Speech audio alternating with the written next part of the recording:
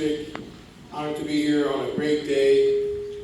I want to also acknowledge all of my colleagues that are here today. Thank you for your welcome here to your home district. We're here to celebrate putting families first.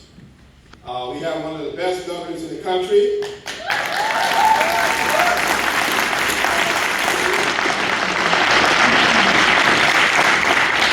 And this is consistent with all the things we've got done this year, putting families first. And this domestic violence package, I think is a courageous effort to say that we believe in families and taking care of our kids. And so I'm honored to be a part of this package with my colleagues. And I was talking to someone earlier today and just saying how important it is that we legislate with the heart. Think about that.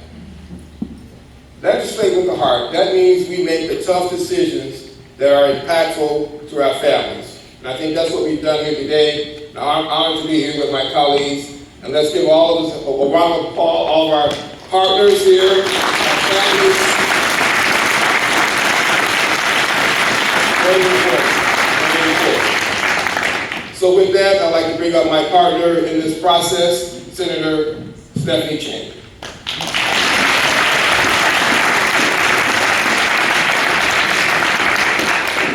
Good afternoon. Today's bill signing is more than 5 years in the making, and we are finally here. Today, Michigan is taking action to protect domestic violence survivors from firearm injury and abuse in their homes. Nearly half of all women murdered in the United States are killed by a current or former intimate partner, and more than half of these intimate partner homicides are by firearm. Women are 5 times more likely to be murdered by an abusive partner when that abuser has access to a gun. Let me say that again. Women in domestic violence situations are 5 times more likely to die when their abuser has a firearm in the house. I want to express my appreciation to Wayne County Prosecutor Kim Worthy's office for coming to me with this idea 5 years ago. Thank you to every single stakeholder, the domestic violence experts, the gun violence prevention organizations, the gun violence survivors themselves, and law enforcement stakeholders who worked with us in the legislature to develop and refine this bill package that will save countless lives. And thank you to all the moms who have been demanding action, whose organizing and advocacy have been instrumental in this.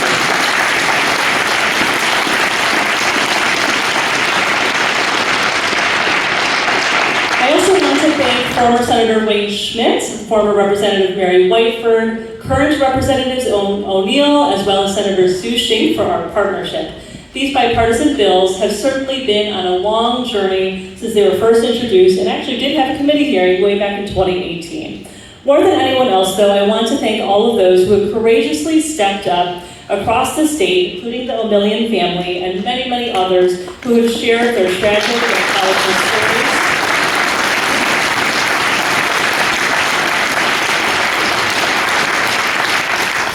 Who have shared their tragic yet powerful stories of losing their loved ones. Thank you for your courage, for your persistence, and for turning pain into purpose. Because of you, this day is finally here.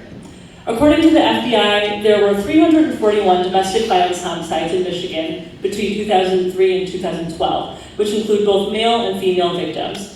Of those homicides, more than half of the victims were killed with guns. And we know that domestic violence can escalate. What might be a more minor incident the first time or the second time may become a more violent and dangerous offense later on.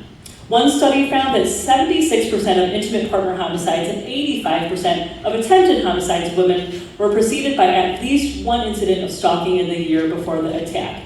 So when these bills are signed today and go into effect very soon, they will keep firearms out of the hands of people likely to be a danger to others. Individuals convicted of misdemeanor domestic violence. They would be prohibited from possessing, purchasing, selling, or transporting a gun for 8 years after the completion of their sentence. Law enforcement officials and victim advocates have learned to recognize the use of a gun by an abuser to threaten or intimidate their partner as a key predictor for intimate partner homicides. And today, Michigan will be joining 31 other states, including numerous Republican legislatures and Washington, D.C., who already have these laws in place. Survivors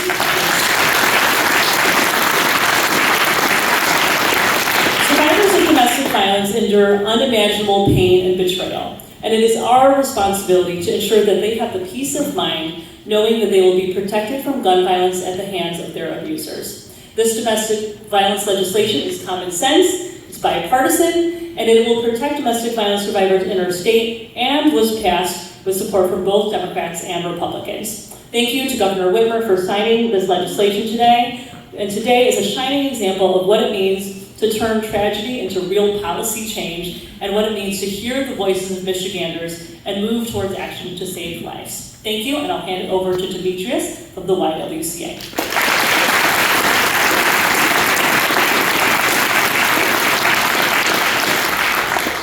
Hello, everyone. I know there are many familiar faces in the room, but for those of you who have not had the pleasure to meet me, my name is Demetrius Wolverton, and I serve as the interim chief of staff here at YWCA Kalamazoo. Our mission to eliminate racism and empower women have positioned YWCA Kalamazoo to take a public stance on supporting legislation that directly impacts survivors' rights and gun violence in our communities. Every day, our victim services staff are on the front lines and oftentimes the first responder to many of the crises that have plagued our community because of gender-based violence. Integral to fighting this systems change, our public policy team has worked tirelessly to garner support from the public and policymakers at the local and state level for this life-saving policy change. During Domestic Violence Awareness Month, YWCA Kalamazoo produced a call to action for our community members to push for the passage of House Bill 4945 and Senate Bills 471 and 528. We are deeply honored to host Governor Gretchen Whitmer today as she signs these bills into law. Last year in Kalamazoo County, over 1,700 people reported experiencing domestic violence to the police. And we know that the actual number affected by domestic violence in our community is likely greater, as half of these crimes go unreported. YWCA Kalamazoo served over 1,200 victims of abuse in 2022 and engaged with thousands more community members. We have seen firsthand the devastating impact when gun violence and intimate partner violence intersects. It is proven that the involvement of firearms in domestic violence situations can make them drastically more deadly. In Kalamazoo County, 50% of women who were killed by an intimate partner. The risk of women being killed by an abuser increases 500% when a gun is present. Ending gender-based violence not only makes us safer Kalamazoo, but it makes us safer Michigan. The legislation being signed today is one step closer for Michiganders across the state and across the gender spectrum to live their full and authentic lives. YWCA Kalamazoo extends our sincerest gratitude to our many staff members and allies across the state who have been on the front line tackling this issue and fighting to protect our most vulnerable communities. Thank you.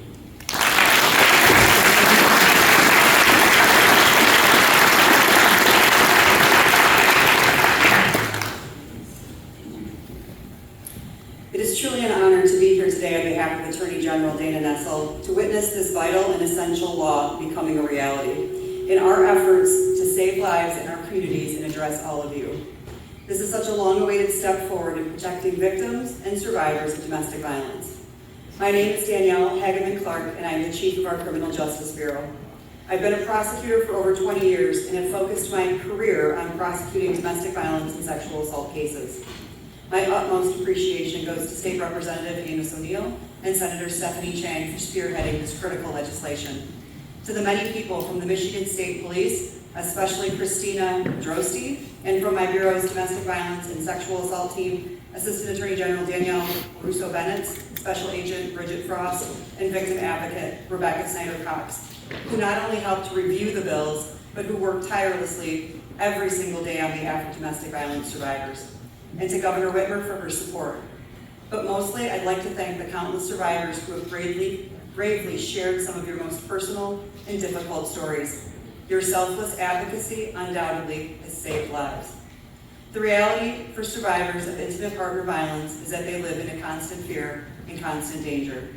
The statistics tell the frightening tale. Abusers with firearms are 5 times more likely to kill their female victims than abusers without firearms. And every month, an average of 70 people are shot and killed by an intimate partner.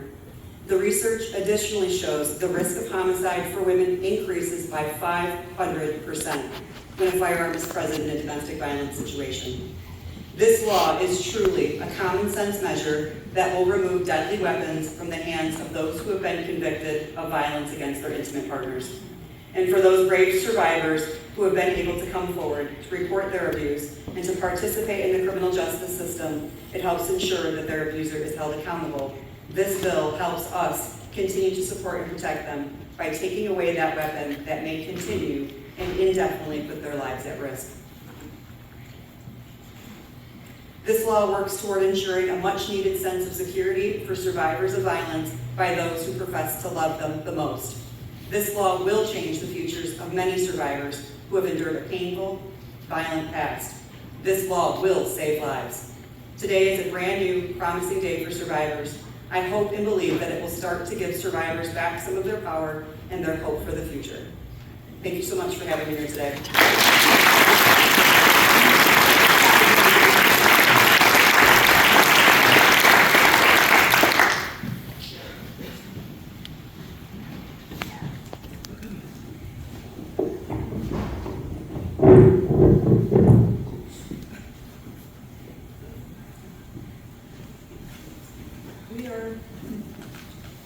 We are Martha and Rick O'Million from Plainwell.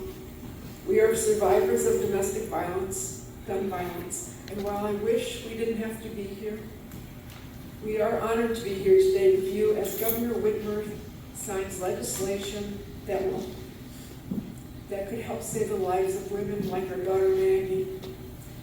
Maggie Wardle was murdered by an ex-boyfriend on October 18, 1999, in a dormitory room at Kalamazoo College, not far from where we stand now. Her attacker bought the shotgun from a local firearms dealer in Kalamazoo. He bought it a week earlier and hid it in his dorm room. Then, on October 18th, he lured her to his room, stealing Maggie's life and then taking his own. Maggie excelled in classes at Plainwell High School, also close to here. And after visiting other colleges, she decided to attend Kalamazoo College. We were happy with her choice, so she would be close to home, and we thought safe. In her freshman year at K, in January 1999, she met him, and they started dating. On a small campus, he was able to see everything she was doing and who she talked to.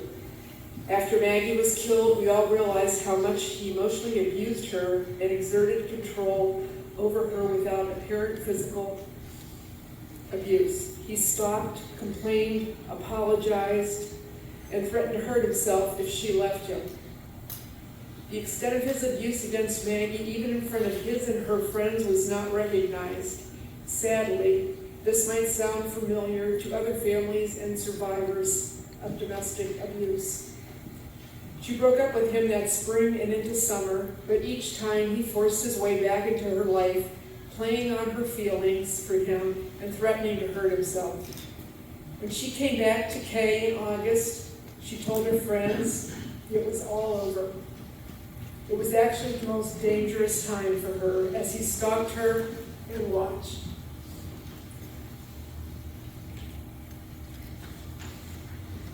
Since Maggie died, we have advocated for groups like the Mom's March, the Brady Campaign, and Moms Demand Action for the changes in gun laws we sought that we supported to protect women, children, and families. The Kalamazoo YWCA staff helped us when Maggie died and has continued to serve and protect those affected by domestic violence in Kalamazoo. We know this room, we know this building, we know the people that work here, and they are strong in what they do. And our friends at Kalamazoo College have lifted us up for 24 years. Thank you to all of them, and thank you to all of our gun sense legislators in Lansing and our dedicated governor for making this change happen in Michigan. And more will be done. Today, we finally speak gratefully for this new law signed by Governor Whitmer that imposes firearm purchase, and possession restrictions on those with domestic violence convictions as a way to protect women and men, children and families. In some instances, with this law today, and in conjunction with other new laws and existing protective order procedures, we can stop these potentially dangerous situations before a firearm is used. A convicted domestic violence offender, male or female, has shown by their past behavior that access to a firearm is not appropriate. This is not a violation of their rights or a threat to those who are responsible gun owners, but it is a reasonable action due to the past behavior and the history of the abuser. We know that if somehow Maggie had gotten out of that room that night, she would have had the chance to use a law like this one today to be protected from her abuser. At that time, we did not understand as her parents the extent of his abusive need for power and control over her. She was emotionally abused by him in interactions, and she was made to feel that she owed him her understanding. He was not physically abusive that we know. He was not charged with domestic violence in his past yet, but he did show red flags that he could hurt himself and take his own life. And he was angry with her that year, and he bought that gun. Purchasing that shotgun was his final threat of power and control to our beautiful daughter. He believed that accessible firearm was his power over her. And we're determined not to let him have that. The moment that he pulled up that shotgun for Maggie to see is forever etched in our minds. This law, now passed and signed into law today, will save someone's life and give them the chance to live a full, meaningful life, the chance Maggie did not get. Today, there are other women and children and families who are threatened by their abusers, who may have access, and those abusers may have access to a gun or attempt to buy one. They are in danger today. So, with all that said, we are very pleased to introduce our Governor, Gretchen Whitmer, who has delivered to our state.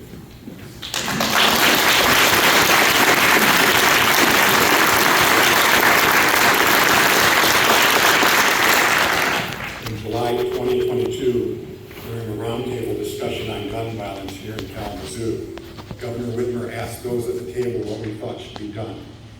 Martha and I asked her to do something about domestic violence, gun violence, and that is why she is here today. Welcome to Kalamazoo.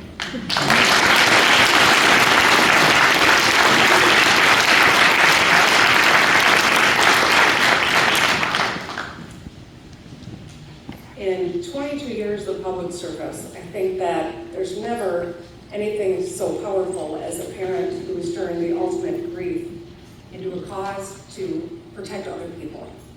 So I want to thank you for your leadership, for the leadership of so many who have suffered. I want to thank all of our law enforcement who are here, our prosecutors, our Attorney General's office, all of the legislature who worked together to get these bills done, and all the advocacy groups. Thank you. This has been a long, hard journey, and you have to bare your soul over and over again to get the change that you want, but it is worth it, and we're showing that today. Today, I'm signing 3 bipartisan bills to protect survivors of domestic violence, their families, and to make our communities safer. The bills sponsored by Senator Chang, Senator Schink, and Representative O'Neill will ban those who are convicted of domestic violence from buying, owning, or transporting firearms for 8 years after sentencing.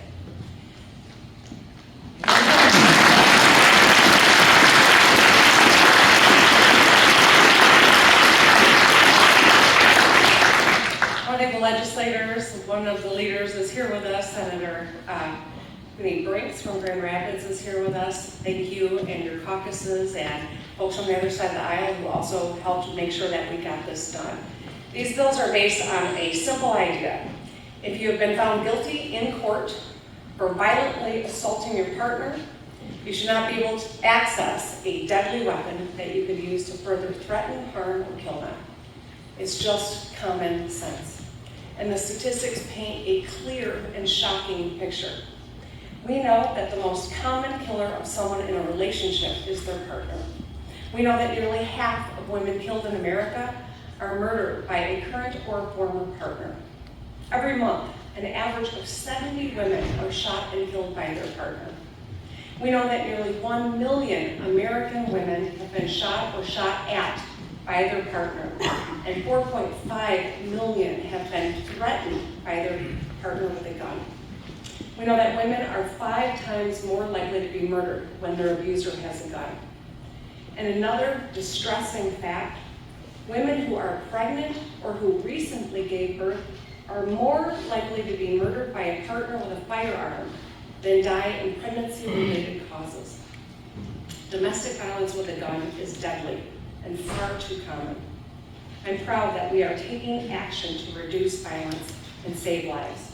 Today's bills continue the work our new majority did earlier this year to reduce gun violence. In the spring, I signed legislation establishing universal background checks, safe storage requirements, and extreme risk protection orders, or red flag laws.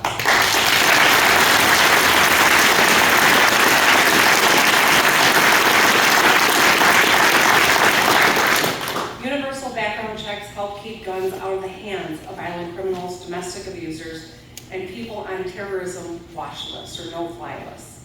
Background checks also help our law enforcement stay safe on the job and solve crimes more easily. Safe storage helps ensure that children do not accidentally get their hands on firearms or ammunition in the home and cause harm to themselves or others. Responsible gun owners will tell you how important it is to keep your guns locked up in your home. It's about protecting your family. And extreme risk protection orders, or red flag laws, allow family, friends, or law enforcement concerned about someone seeking to harm themselves or others to get a court order to temporarily confiscate firearms. We've heard far too many times how those who knew a mass shooter expressed concern well in advance, but there was no way to take action. When someone is a proven danger to themselves or others, the court should be able to step in to prevent them from shooting themselves or others. These are all common sense measures supported by a majority of people in this state because they protect our public safety. Our work in this space is long and overdue. We know that gun violence is a uniquely American problem.